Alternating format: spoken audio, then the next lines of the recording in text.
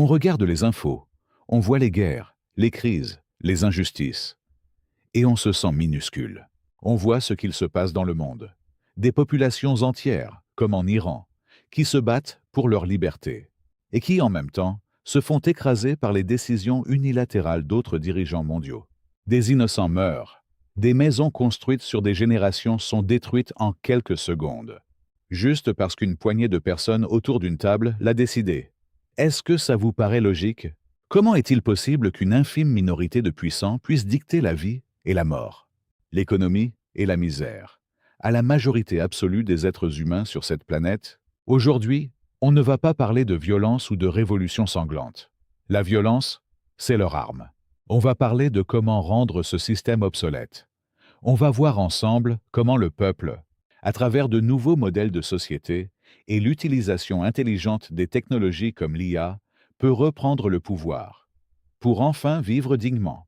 La première chose qu'il faut comprendre, c'est que le pouvoir d'une minorité n'existe que parce que la majorité y consent. Leur pouvoir repose sur 3 piliers: notre travail, notre consommation et surtout notre division. Tant qu'ils arrivent à nous diviser sur des questions de religion, de nationalité ou de parti politique, on oublie l'essentiel. À la fin de la journée, qu'on croit en Dieu, en la nature ou en la science, on veut tous la même chose. On veut un toit, manger à notre faim, voir nos enfants grandir en sécurité et vivre en paix. Le système actuel nous fait croire que c'est au président de prendre les grandes décisions en solo. Mais le droit international est bafoué tous les jours. Quand des bombes tombent, ce ne sont jamais les dirigeants dans leur bunker qui perdent le prix. C'est toujours le peuple. Il est temps de changer les règles du jeu. C'est là que la technologie entre en jeu, et plus particulièrement l'intelligence artificielle. On nous vend souvent l'IA comme une menace, un outil de contrôle pour les puissants. Mais comme tout outil, tout dépend de qui le tient. Imaginez une IA citoyenne, open source, qui appartient au peuple. Premièrement, la transparence absolue. Une IA capable d'analyser en temps réel tous les budgets de l'État, de repérer le moindre conflit d'intérêts ou acte de corruption, et de le rendre compréhensible pour n'importe quel citoyen. En 3 lignes sur son téléphone. Fini les lois votées en cachette. Deuxièmement, la fin de la rareté.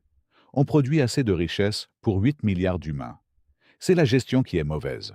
Une IA peut optimiser l'agriculture locale, gérer nos réseaux d'énergie verte de façon décentralisée pour rendre nos villes autonomes.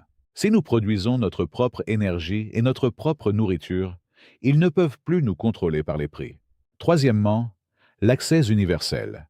Des tuteurs IA gratuits pour l'éducation de chaque enfant et des diagnostics médicaux accessibles partout.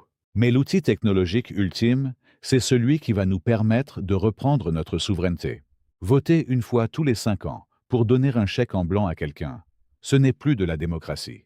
Aujourd'hui, avec nos smartphones, on peut mettre en place une démocratie liquide à plusieurs niveaux. Le niveau communal et régional.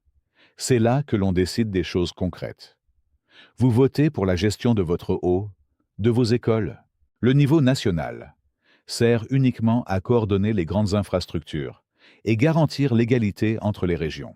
Le niveau mondial, un véritable parlement humain. Imaginez une plateforme où, en temps réel, 8 milliards d'humains peuvent voter.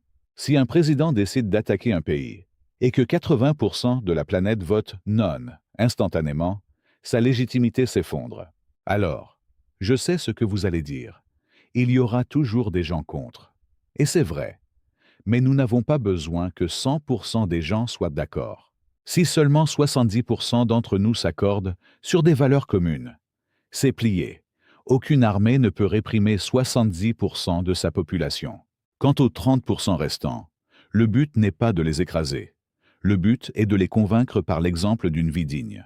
Le pouvoir des minorités dirigeantes est une illusion qui s'évapore dès que la majorité ouvre les yeux. Le changement ne viendra pas d'en haut. Il va venir de nous, en arrêtant de nous battre entre nous. Par quoi on commence? Dites-le moi en commentaire. Partagez cette vidéo pour qu'on commence à réveiller cette majorité. Le vrai pouvoir, c'est nous. À très vite.